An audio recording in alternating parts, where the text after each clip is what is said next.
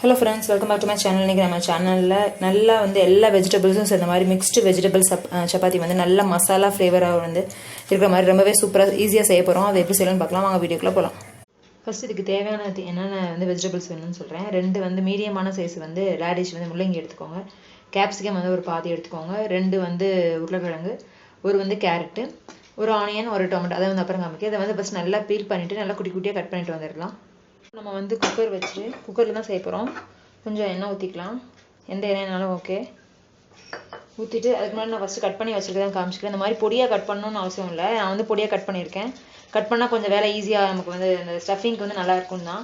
நீங்கள் பெருசாக கட் பண்ணால் ஒரு விசில் வந்து எக்ஸ்ட்ரா வந்து விடுங்க, ஒன்றும் ப்ராப்ளம் இல்லை. அதை நம்ம வந்து அப்படி நல்லா மேஷ் பண்ண தான் போகிறோம். இது வந்து நல்லா எப்படி இருக்குன்னு நீங்கள் கொஞ்சம் கமெண்ட் பண்ணுங்கள். இப்போ வந்து எண்ணெய் வந்து நல்லா காஞ்சிக்கிட்டு இருக்கு. ஒரு ஸ்பூன் அந்த அரை ஸ்பூன் அளவுக்கு வந்து கடுகு போட்டுக்கலாம். கடுகு வந்து வெடிக்கட்டும். இதுக்கு முன்னாடி நாங்கள் கட் பண்ணி வச்சுட்டு காமிக்கிறேன். ஒரு நல்ல பெரிய சைஸில் வந்து ஒரு ஆனியன், ஒரு வந்து தக்காளி வந்து சின்ன சைஸில் தக்காளி போதும், ரொம்ப ஜாஸ்தியாக புளிப்பாயிரும். ஒரு கைப்பிடி அளவு வந்து கொத்தமல்லி போட்டிருக்கேன். நீங்கள் எவ்வளோ தூரம் கொத்தமல்லி போட்டிங்களோ அப்போ வந்து டேஸ்ட் நல்லா இருக்கும். நம்ம லாஸ்ட் தான் சேர்க்கணும்.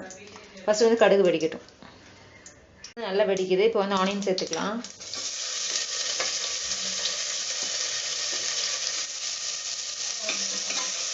ரொம்ப வதங்கணும் இல்லை, கொஞ்சம் வதங்கினா போதும்.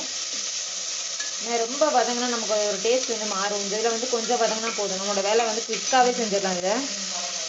இதில் வந்து இஞ்சி பூண்டு விழுது வந்து சேர்த்துக்கலாம், ஒரு அரை ஸ்பூன் அளவுக்கு. நெக்ஸ்ட் வந்து தக்காளி சேர்த்துக்கலாம்.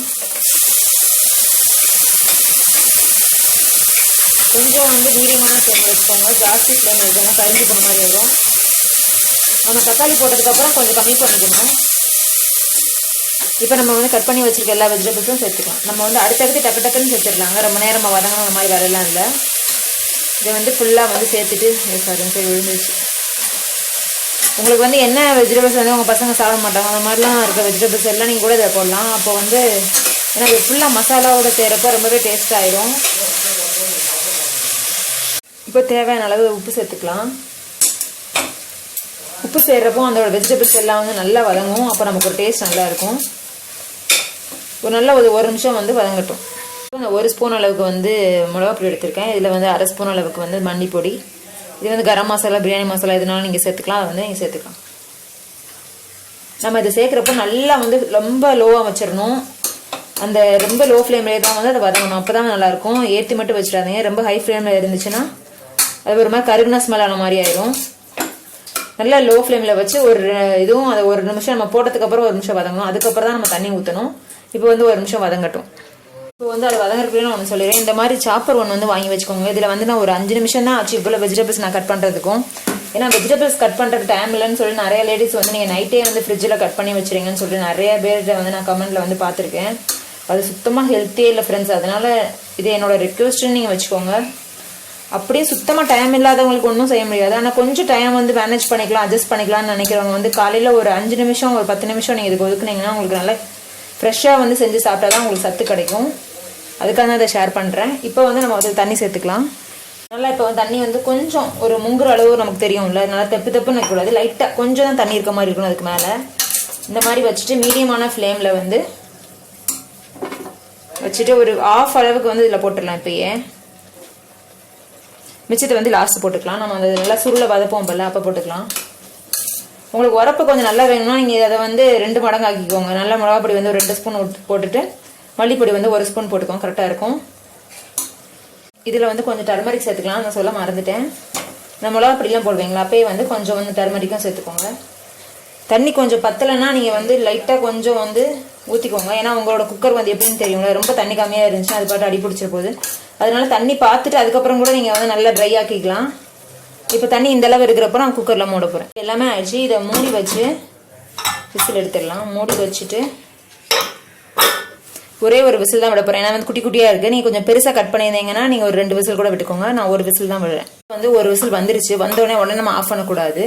நல்ல லோ ஃப்ளேமில் வச்சு ஒரு 5 நிமிஷம் வந்து விட்டுருங்க. அப்போ தான் வந்து அதோட காயெல்லாம் அந்த மசாலாவோடைய சுற்றி அந்த பிடிச்சி இறங்குறப்போ தான் இது உள்ளே அப்படியே உறிஞ்சு பாருங்க. அப்போ வந்து டேஸ்ட் வந்து ரொம்பவே சூப்பராக இருக்கும். நம்ம உடனே வந்து ஆஃப் பண்ணிடக்கூடாது. அது வந்து இப்போ சிம்மில் வச்சிடலாம். இப்போது 5 மினிட்ஸ்க்கு அப்புறம் வந்து நான் ஆஃப் பண்ணிட்டேன். அதோட வந்து ஆஃப் பண்ணதுக்கப்புறம் ஸ்டீம் எல்லாம் போயிடுச்சு. கொஞ்சம் இருக்குது, போயிடுச்சு. திறந்து பார்க்கலாம். கொஞ்சம் இந்த மாதிரி இருக்குது பாருங்கள். இதை நல்லா நம்ம வந்து கொஞ்சம் நல்லா ஸ்டஃபிங் பண்ணுற மாதிரி பண்ண போகிறோம். இப்போ அடுப்பை வந்து பற்ற வச்சுக்கிறேன்.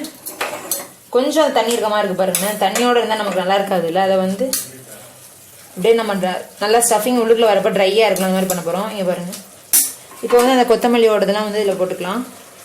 உங்களுக்கு இப்படியே சாப்பிட பிடிக்குன்னா இப்படியே கூட சாப்பிட்லாம். ஆனால் நமக்கு இன்னும் கொஞ்சம் ட்ரை பண்ணுறப்ப டேஸ்ட் கொஞ்சம் நல்லாயிருக்கும் ஸ்டஃபிங்க்கு. இப்படியே சாப்பிட்லாம், சப்பாத்திக்கு அப்படியே தொட்டு சாப்பிட்ற மாதிரி இருக்கும், அந்த மாதிரி சாப்பிட்லாம். நான் இன்னும் கொஞ்சம் வந்து ட்ரை பண்ண போகிறேன். 2 ஸ்பூன் அளவு வந்து எண்ணெய் வந்து ஊற்றிக்கோங்க. அப்போ தான் அது நல்லா சுருண்டு வரப்போ நமக்கு நல்லா வரும். நீங்கள் அந்த மசாலா கொஞ்சம் ட்ரையாக வரப்போ அந்த நீங்கள் கொஞ்சம் வச்சு பாருங்கள். உங்களுக்கு உரப்புலாம் கொஞ்சம் கம்மியாக இருக்க மாதிரி இருந்துச்சுன்னா அப்போ கூட சேர்த்துக்கலாம், ஒன்றும் ஆகாது. அந்த அந்த மிளகாப்பொடி ஸ்மெல்லாம் ஒன்றும் வராது. ஏன்னா சில வெஜிடபிள்ஸுக்கு வந்து நிறைய கொஞ்சம் இனிப்பு இருக்க மாதிரி இருக்கும் அந்த கேரட்டுக்கெலாம். அப்போ கொஞ்சம் உரப்பு வேணும்னா நீங்கள் எக்ஸ்ட்ரா வந்து போட்டுக்கோங்க. இது கொஞ்சம் நல்லா வந்து ட்ரை ஆகுது. இப்போ வந்து நம்ம இந்த அளவு ஆயிடுச்சு பாருங்கள். நீங்கள் பக்கத்தில் இருந்தீங்கன்னா நல்லா ஹை ஃப்ளேமில் கூட வச்சுக்கோங்க.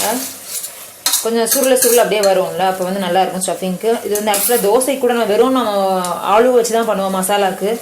அதுக்கு பதில் இந்த மாதிரி எல்லா வெஜிடபிள்ஸும் போட்டு வந்து ஒரு ஸ்டஃபிங் மாதிரி கூட மசாலா தோசை நீங்கள் பண்ணி ரொம்ப டேஸ்ட்டாக இருக்கும். எல்லா வெஜிடபிள்ஸோட சத்தும் நமக்கு வந்து கிடைச்ச மாதிரி இருக்கும். காமிச்சிடுறேன். சப்பாத்தி மாவு பதத்தில் இருக்கக்கூடாது, கொஞ்சம் பூரி மாதிரி கொஞ்சம் வந்து நமக்கு திக்காக இருக்க டைட்டாக இருக்க மாதிரி இருந்தால் தான் நல்லாயிருக்கும். நல்லா பூரி மாவோட அந்த டவ் எப்படி இருக்கும் அந்த மாதிரி வந்து நம்ம வந்து பிசைஞ்சிக்கலாம். அப்போ தான் நம்ம ஸ்டஃபிங் வச்சு உள்ளே இது பண்ணுறப்போ நமக்கு வந்து கரெக்டாக இருக்கும். அதை மாதிரி பிசைஞ்சு வச்சுக்கோங்க. இதெல்லாம் போடக்கூடாது, சும்மா நான் வந்து மூடி வைக்கிறேன். அப்போ தான் அந்த மசாலா அதெல்லாம் சேர்ந்து வர்றப்போ நமக்கு ஒரு டேஸ்ட் வந்து வரும். நல்லா வந்து லோ ஃப்ளேமில் வச்சு சும்மா வந்து இப்படி திறந்து வச்சுருங்க. ஒரு 5 நிமிஷம் வந்து வச்சுருங்க. அதே நல்லா சுருண்டு வந்துடும். அதுக்கப்புறம் நம்ம எடுத்துக்கலாம். வந்து பாருங்கள், அந்த ஃபுல்லாக அப்படி வந்துருச்சு பாருங்கள். எண்ணெயெல்லாம் பிரிஞ்சு வந்த மாதிரி இருக்கும். அவ்வளோதான். இப்போ வந்து ரெடி ஆகிடுச்சு. வந்து ஆஃப் பண்ணிக்க வேண்டியதான். இது வந்து கொஞ்சம் ஆறணும். அதுக்கப்புறம் தான் நம்ம ஸ்டஃபிங் வைக்க முடியும். சுட வந்து வைக்க முடியாது. கொஞ்சம் வந்து ஆறட்டும். இப்போ வந்து சப்போஸ் நீங்கள் வந்து பெருசாக கட் பண்ணியிருந்தீங்க, உங்களுக்கு கஷ்டமாக இருக்கும், நல்ல வெஜிடபிள்ஸ் வந்து ரொம்ப துண்டாக இருக்க மாதிரி இருந்துச்சுன்னா அந்த மாதிரி மேஷரோ இல்லைனா நல்லா ஒரு கத்தி ஏதாவது ஒரு பாத்திரத்தை வச்சு நம்ம நல்லா மேஷ் பண்ணுவோம் பார்த்தீங்கன்னா, அந்த மாதிரி வந்து பண்ணிக்கோங்க.